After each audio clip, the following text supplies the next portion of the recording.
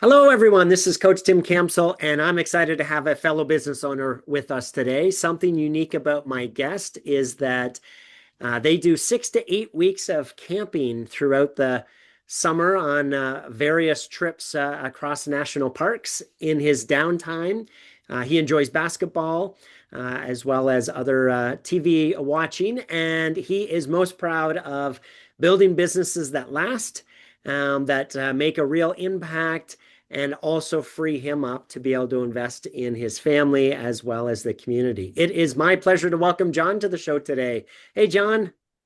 Hi, thanks for having me. All right. Well, hey, let's start with having you tell a little bit of your personal story. Introduce yourself, your name, and things like where you were born and live, and about your family. Sure, yeah, I'm John Nunemaker, and I'm originally from Burr Oak, Michigan. So it's a very small town. Few people know it, so I usually shout out a little bit larger one. And then right now I live in technically in Granger, Indiana. It's like a small suburb of like South Bend Mhm. and that kind of general location. So I'm married. We've been married, high school sweethearts. So dated since juniors, married for Ah, 21 years. congratulations. Yeah, thank you. We were just at a wedding actually, and they were like, "Okay, get on the floor and dance until, like if you haven't been married this many years, then you got to leave." And so it was like Yeah. 5, 10, 15, 20, and we got to the end and we were like the only people that were like under 50. And I was like, "Oh, there's only like eight couples left." And it was kind of weird to be in that. So we've been married a long time. We have two kids. They are younger. We waited a while, so 10 and 7, and Mhm. a boy and a girl, one of each. So we stopped there. We couldn't get to the 2.5, the perfect, American family. So That's awesome. And camping at national parks, that's great that you can get away for that amount of time. yeah, it's been just a long effort and focus on how can I create flexibility of my time. So, maximum amount of like income coming in for retaining that flexibility. And so I think, you do it long enough. Like a lot of people are like, how can you get away for that long? And it's like, well, you don't start with 6 or 8 weeks. You start with Yes. like a week or Yes. 2 weeks Yes. or 3 weeks, and then you just build up each year that you can, and eventually you can get to that point. So it just takes a lot of intentional, focus. So. I love it. That you're inspiring me. We go away for 3 weeks in July around a conference, an action coach conference. And I remember the first year I was worried about being away that long. And the only feedback I got from clients was, thank you for modeling what we all want to do. Oh, that's awesome. That's a really good point. Yeah, I didn't even think about that. That's cool. So, John, tell us, is there a funny story that your family likes to share with others that you'd be willing to share with us? Yeah, sure. This was a hard one actually, because I'm like, a funny story. I'm like, what's a funny? I don't know. Like I try to be a silly guy. Like my dad or my kids always say all the time. They're like, oh, like you don't have to, like when I'm with their friends, they're like, you don't have to listen to dad. He's just being ridiculous. Like but I think probably like a good one that comes to mind is like I'm relatively chatty. I get it from my dad. It's really like an either inherited or taught trait. So he's more of an extrovert. I've just learned to be one. And Mm. so, I'll just disappear sometimes for like an hour. Like my wife will be like having me carry something in and out of the camper. And all of a sudden I'm just like not coming back. And it's because I somehow ended up in somebody else's, camping spot. And I talked to them for 30 minutes and overfilled the freshwater tank and all that kind of stuff. So generally I am known to just disappear. And if I am, I'm fine. I'm okay. My wife knows it. And so like a lot of times I'll, pop on my phone and I have all these texts like, where are you? What's Yeah, going on? I yeah. don't understand. It's like, oh, my bad, my bad. So that's probably the one that came to mind the most. So if you ever do get lost, nobody's going to look for No you. one's a come for me. Yeah, I'm on my own. Yeah, 100%. John, tell us, how did the business come about, and at what point did you have the confidence that you could run your own business? Yeah, so BoxOut specifically, how it came up around is Robbie, one of the founders. He, was a sports information director, so he was doing the job, and he was like, now social media is around. This was 10 years ago or so, and he's like, this is just intense. Like now all of a sudden I've got to do all my regular duties, and I also need to post on social media. And Mm. by the time he would get a graphic made, somebody else would have posted like a plain text score, and then that's getting retweeted and not like whatever he posted. So he was like, how can we balance this like speed of sports and getting information out there faster and that kind of stuff? So that's kind of how it started. So he went to Steve, who's he's longtime business partner. We either worked together or had businesses together for probably pretty close to 20 years now. And so he went to him, and because Steve's wife was Robbie's cousin. So he's like, Mm. oh, I know a guy who can build some stuff. And so he started talking with him, and Steve's like, yeah, I can whip something small together for you, like. And then Robbie went and like started showing like ideas and stuff to people, started selling it, and had like 40,000 booked before Steve had even built anything. And he was like, I think I want to be an owner in this. So that's kind of how the business came into play.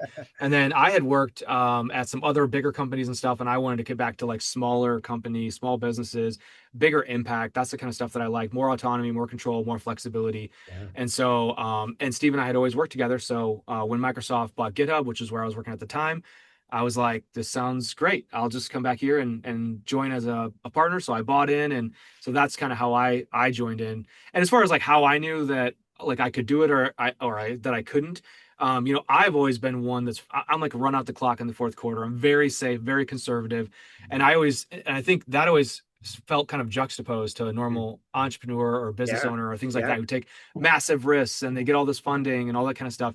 And like everything I do is how do I reduce risk? And I think over time I've learned that's actually what entrepreneurs do. They Mm. learn to reduce risk to create businesses and create value and stuff like that. And it's just, for me, how I felt confident and comfortable is I've always done it with partners. So Mhm. I've always found someone who matches not my skill set, but like the opposite of what I'm good at. If I'm good at maintaining, I get someone who's good at new stuff. If I'm good at, whatever it is, back end, they're good at front end, that kind of Yeah. stuff. So. Okay. Yeah. And I know I think I understand that you're involved in a couple of different businesses. Is that right? Yes, so I have two. So BoxOut Sports is one of them. So that's social media marketing and sports marketing, that kind of stuff for primarily universities and for high schools. Those are the two biggest customers. But really at its heart, it's just like kind of like a WordPress for creating graphics. So it's just a CMS that you can really easily make graphics with. Okay. And then the other company is called Very Good Software. It's a pun on Parks and Recreation, if anyone's watched that. I live in Indiana. Again, I love TV. So Ron Swanson was on that. And he had a very good building and development company, and so we just made it like that. We needed a name, so we went for it. And that's got two products. So one is Fireside, which was the first product that I actually acquired instead of building from scratch. And then the other one is Flipper, which is Feature Flags. It's a developer tool for releasing software in a targeted way. So it's kind of like how when Facebook releases something, they don't release it to everybody. They release it to like a fraction of a percent, and then they slowly let people in and work the bugs out, and then they let more and more and more people. So that's what that tool does. So. Very cool. So, a good overview of what your companies are and what you do. So, what would you say is the essence of how you help people? Great question. I would say the way that we help people in from box out side, it's very much a time savings. Okay. So sports information directors, athletic directors, coaches, all club sports, all that kind of stuff. These people are very busy, and what they love is they love the students. They love the players, the athletes. They love helping see them achieve what they want to achieve. And it's oftentimes a very thankless job too. And so, you just have complaints and you're fielding that kind of stuff. And so for us, it was like, again, like, how can we give them, our goal is like, how we give them time back with Mm. their families? Yeah. Like almost like you were saying of teaching your clients, by going away, you're teaching them this is the thing you should do for yourself.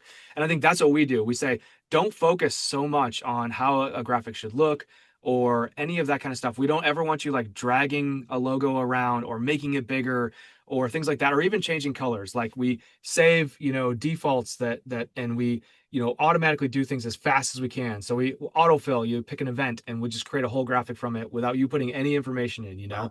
And so the whole thing is like, let's take you from spending a half an hour making a graphic that's going to be looked at for 3 seconds on social media, you know, to let's have it take like a minute or two. You can do it from the sideline on your phone and you're done. And Mm. then maybe you can watch the game. You can Yeah. cheer for your team. You can do that kind of stuff. So again, for us, it's just like, how do we save time for those people so that Yeah. they can do something else that's either higher value or spend more time with their family? And Sure. that's really the whole focus. And it's the same thing on the other side, like, for podcast hosting or for, developers, the whole goal is just like build something, that other people might not build that will Yeah. save them time, money, something like that. So it's That's just right. create value. Yeah. I love it.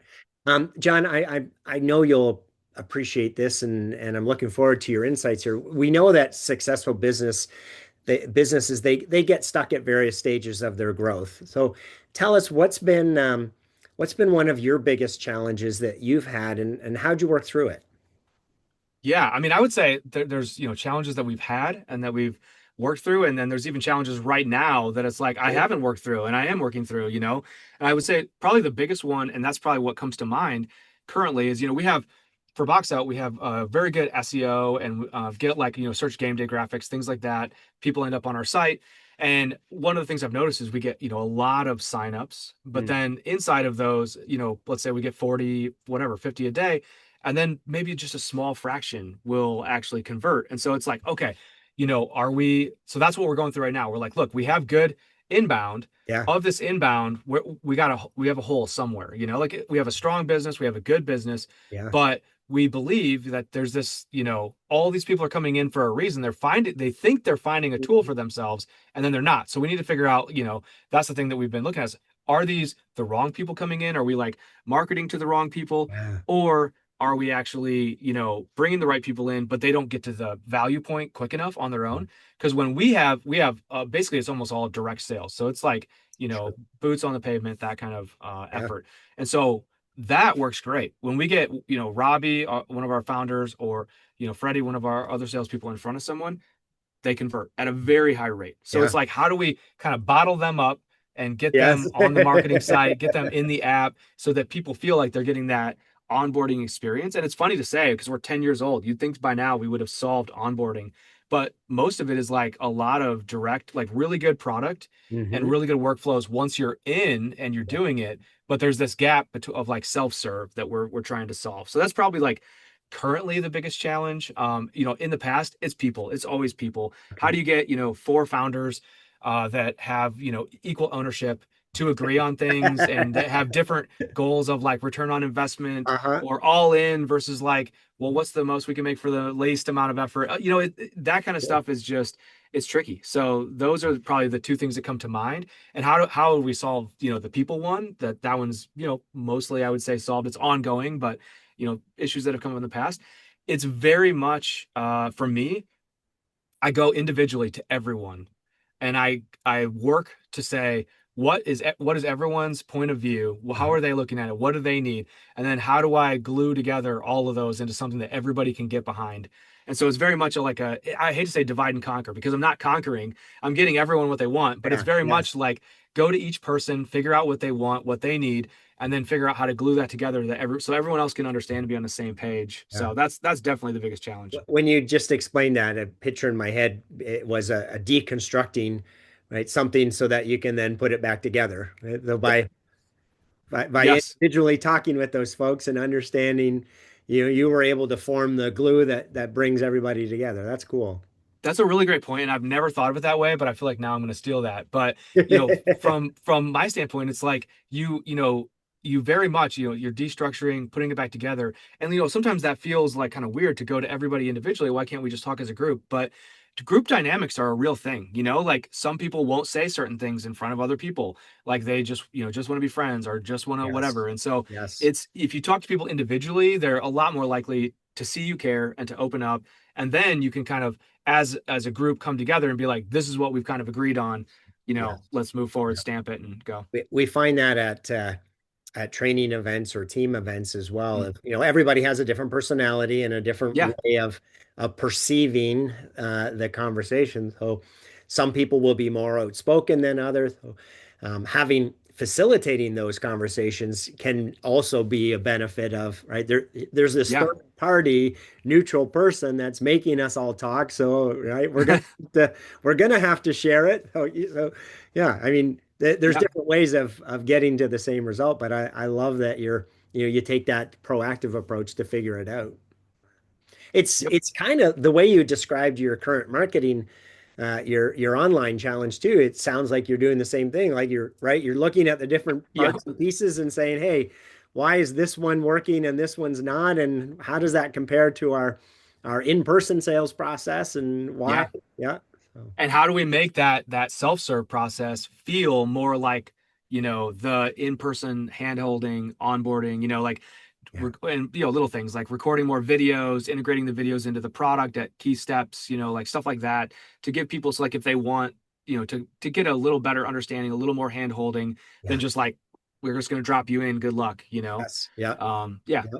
And the more unfamiliar the thing is, the product or the service, the more challenging a direct online buy is, right? Yes. So Yep. so Exactly. navigating through that, right? One of the things we do is we offer a 2-week coaching trial, and that's a way to allow people to learn if Yep. it's going to be right for them before they buy it. But yeah, we have a similar, online selling is more difficult for us as well versus Yeah. the in person. Yeah. Interesting. I mean, again, it makes sense. It's just like, and it goes back to the phrase that I've heard a lot of times, people buy from people, Yes. like it's very true. Like you can do everything you want on a website. And as a developer, I have this dream of like just building a good product and never speaking to anyone, but it just Right. doesn't work that way. Like the businesses that I've been involved in that do the best have people that help hold hands and get people through to the value.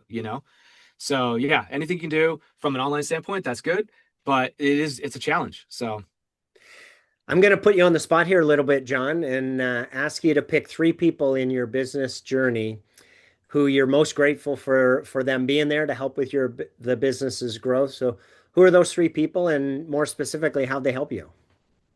yeah, that's a good question.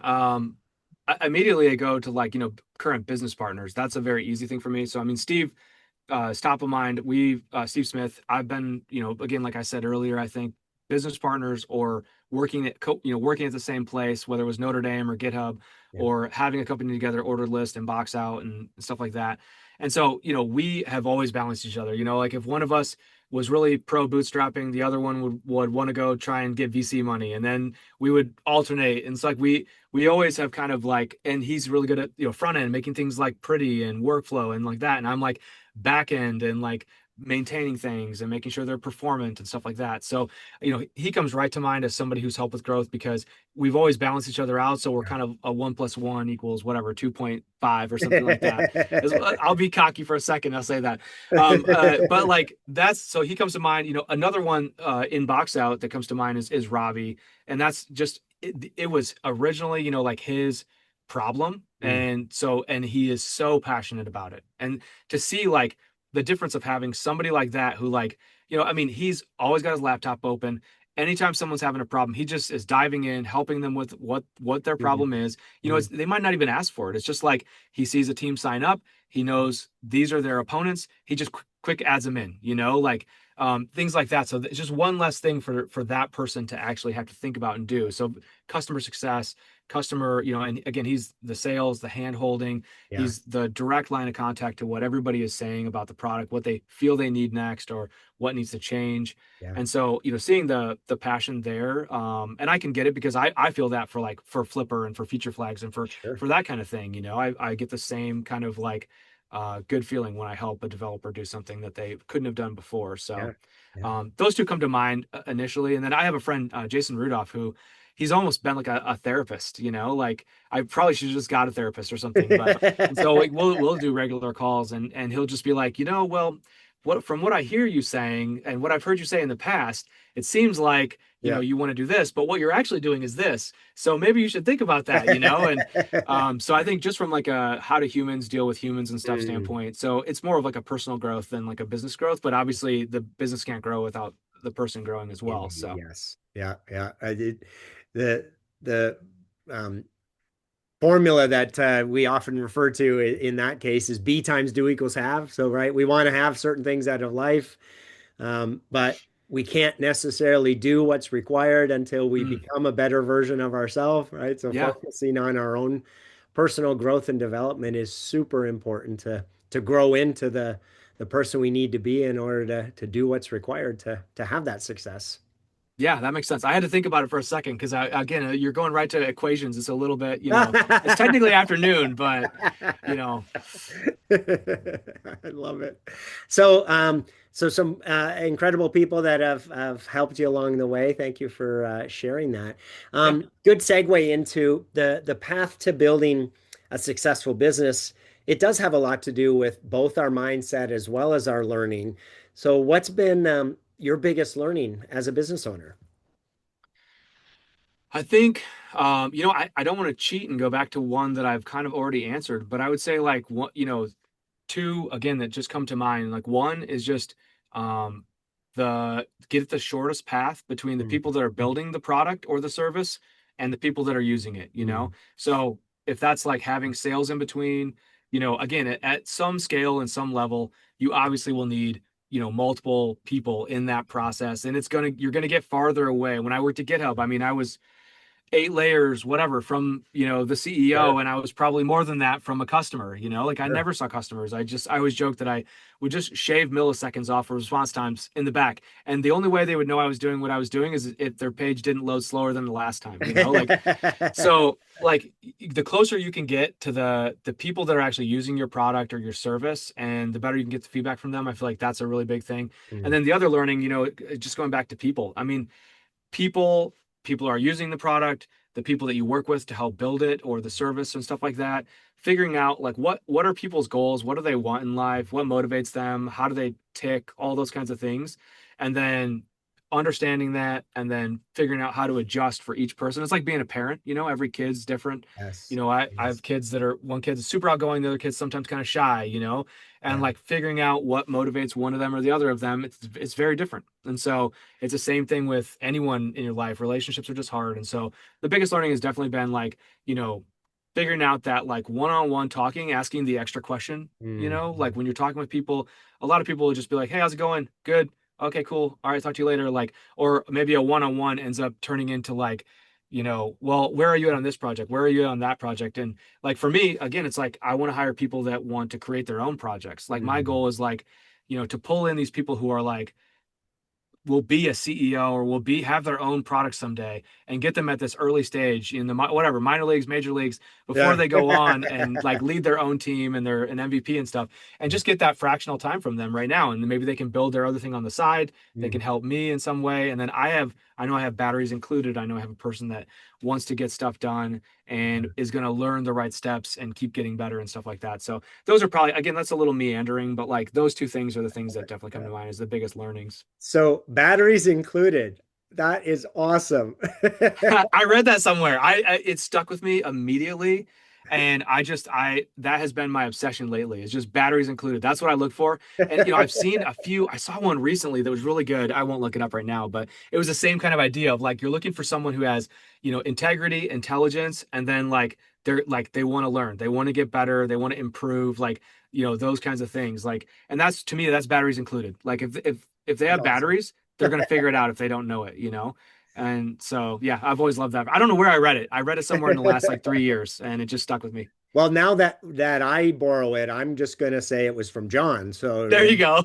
I mean, someday yeah, it's like Abraham Lincoln said this, but with me, yeah, and it's probably not true. So, I love your openness and understanding that good people may not be with you forever, but that's okay. You're still going to bring them on board and benefit from what they're willing to provide now.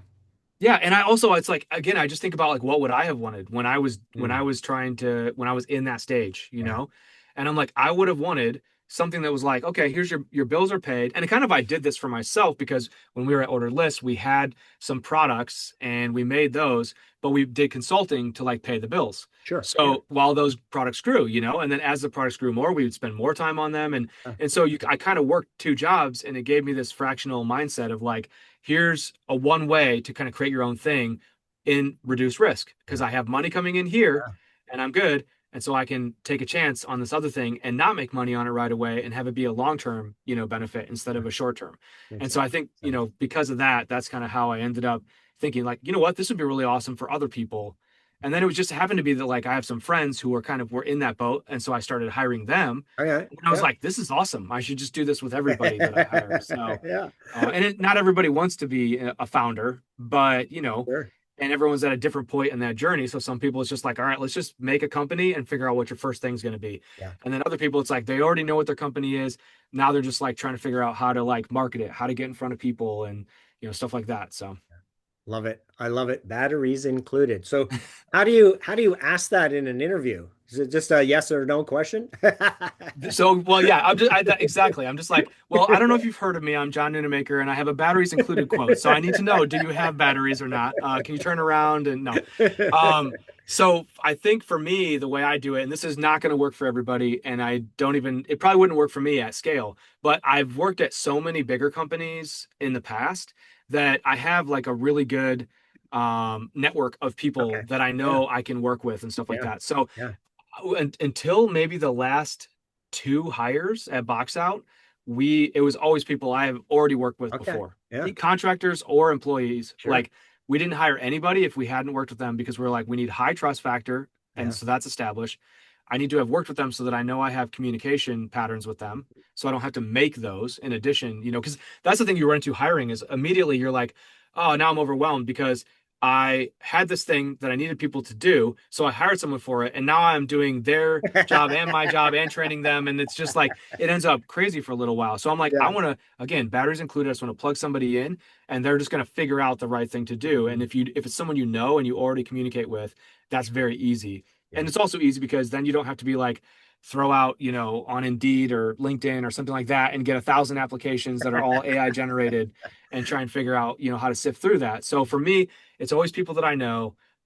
What I've started doing lately, and that's the last two, is I've went to the next level of or layer of the network, in like LinkedIn terms and stuff. So basically, it's not necessarily someone that like I have worked with that I have a high trust factor with, but it's someone I know that I have a pretty high trust factor with, Mm. you know, vouched for them. And they were like, no, this person's, they're legit, they're very good. You will not have any issues with them. They have worked with them directly, Yeah. you know. And then again, if it's like maybe it's someone that like I don't have as high of a trust factor with, but they still vouch, then I can factor that in. I can say, well, I can't pay you as much as I maybe could have because right now I don't have the trust factor, Sure. but I can promise you that I can give you this amount right now. I'm comfortable with this if you're Yeah. comfortable with that. And if you establish yourself and it goes well, then we'll bump you right up and Love it'll it. be fine. Yeah. So that's kind of how I guess skirt around that one. Yeah. So Awesome. As you think about the next year and the goals that you've got for the company, what's the biggest opportunity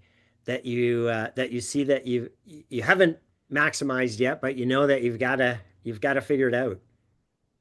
for me, it's in all the products. It's the exact same, and I've become obsessed with it lately. And it's just onboarding Mm. because I feel like anything that helps someone self-serve, that's far more scale. So Mm. you don't have to actually have a physical person and train Yeah. them and all that kind of stuff. So it's self-serve and onboarding and just being obsessed with like I listened to or read about I'm forgetting the place over it's a real famous city like near Asia and stuff like that, and they've just went gangbusters with people moving there and stuff. Mm. And the person who was like whatever the president, the leader of that country was basically like, okay, how can we become like a leader in this area? And they were like, first place people see is the airport. Let's make the Hmm. airport amazing. Mm. So they made the airport amazing. Then they were like, second thing is people need to go from the airport and get downtown. So they made the transportation between the airport and downtown amazing. Then Ah, it's like they get downtown, they need to have jobs, they need to have places to work, they need to have all of these kinds of living. sure. And they just like piecemealed the onboarding all the way through to say, like, how do you turn someone from like just visiting this place to a super fan who wants to live here, Mm. and it's supposedly has worked really well for them. And so that, and then like I've read some books recently and stuff that have just kind of obsessed with onboarding, and they've always said like churn and onboarding, retention and onboarding are very related. Mm. And sometimes it doesn't feel like that for us because our Sure. retention is really good, Yeah. but our onboarding isn't so great. But that's because our person handholding onboarding is really good. Our Yeah. Yeah. Yeah. self-serve Fair. onboarding is not very good. Yep. And so, it's some of that figuring that out. So I've become obsessed with onboarding. So my whole thing is like, for Flipper, it's got an open source version. So it's like, how do I make it so people can just click like one button or do one thing and then Yeah. everything is just migrated over and they're ready to go. Like I want them to you've used a product once in a while, probably where you do something and then you're like, oh my gosh, that was magic, like Yeah. that's what I want to like recreate that, but Yeah. like in each of the products, so if you're migrating a podcast to Fireside, I want it to be like you put in your current podcast and all of a sudden it's just like it's pulling in all your mp3s, all your descriptions, everything's ready to go. Like you don't have to think about it, same thing for each of those products is like, how can that self-serve onboarding just be so frictionless that people just accidentally start using your product and then they're like, well, now I have to give them money. So that's obviously we're not there on any of them, Sure. but that's like the thing that I think the last 6 months has just all of a sudden I was like, that's what I need to do. That's what I should I love become it. obsessed with. I So. love it. That's awesome. So, what piece of advice or guidance would you have for business owners who are either feeling stuck or they're just discouraged in their business? So I just went through this like over the last not maybe 6 months ago, and then the trailing 2-3 years before that, with BoxOut and stuff. And I just always felt like, oh, I'm never getting like the right things done, or here's all the problems. And like I think it's very easy. So when you're the owner, Hmm. everything bubbles up to you. Yep. So all you're just seeing problems all the time, and you're just finding ways to solve those problems and stuff like that. It's very common. So then it's very easy to be like negative because you're like, Sure. well, all I'm doing is problems and solving problems, and all I'm seeing is problems. And so it feels like everything is a problem. And it's Yeah. so easy to forget like two things. One, all the things that you got done, the problems that you solved, Yes. and Yeah. two, all the things that happened without a problem. Like, because you never heard Oh, about them, sure. you never Yeah. saw it. Yeah. And so like that's the thing that I think I've also kind of been learning. One of my friends, he's real big on celebrating. So Hmm. he's just like, oh, we need to celebrate. Like we did a thing, like, okay, let's buy a watch, or we did a thing, Yes. let's have a glass Yes. of champagne, or Yes. like, that's do something to commemorate this moment. Yes. And I've always teased him in the past. I'm like, oh, look, another leather coat. What happened? What milestone did you hit? Yeah. But I think that's a real thing that like you need to stop as a business owner and like celebrate those milestones instead of just going on to the next problem. So that's like one thing. And Yes. then I think the other thing that I've started doing in the last year, which is totally weird.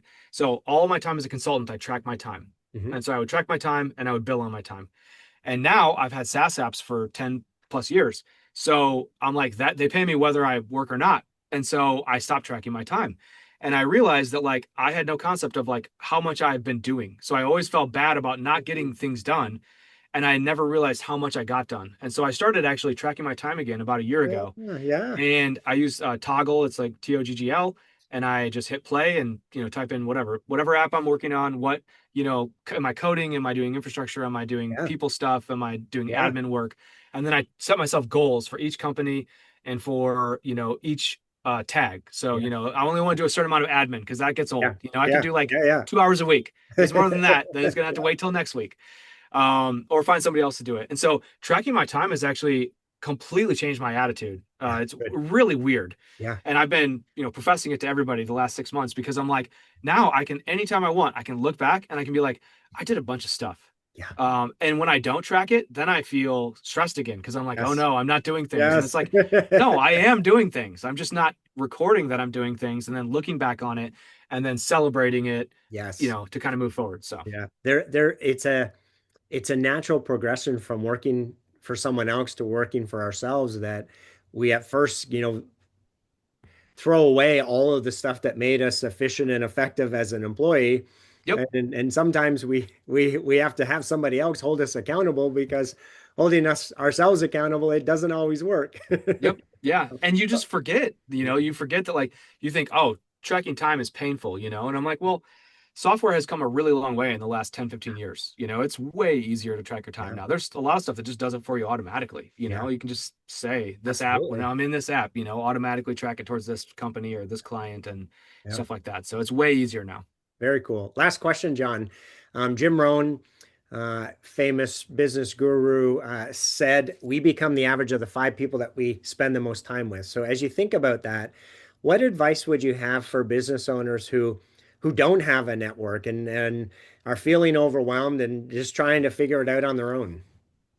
Yeah, I mean, find people. You have to find people. So again, that's obvious, but like, where do you find them? So where I found them, I can just say what worked for me. So where I've found people very heavily is, I would say, online and at conferences. So probably one of the key things that I think, looking back, what I did that in the moment, I was just like, I want to go and I want to learn. But in the end, it was those going to those conferences to learn.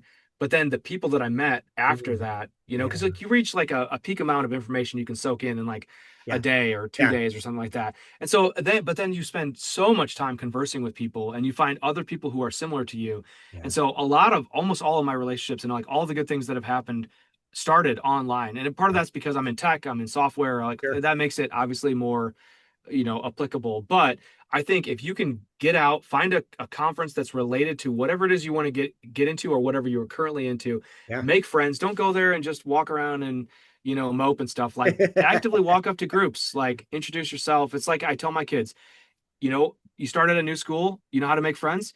You go up to a bunch of people who are having a conversation, you listen, and then you ask them questions. Everybody loves people who ask questions. Yeah. So I'm like, just ask them questions, and then Yes. boom, you'll have friends. So I'm like, it's the same thing. Go to a conference, ask people questions, find out how they do what they do, and you'll just, I think, naturally kind of make friendships that will, and then follow up.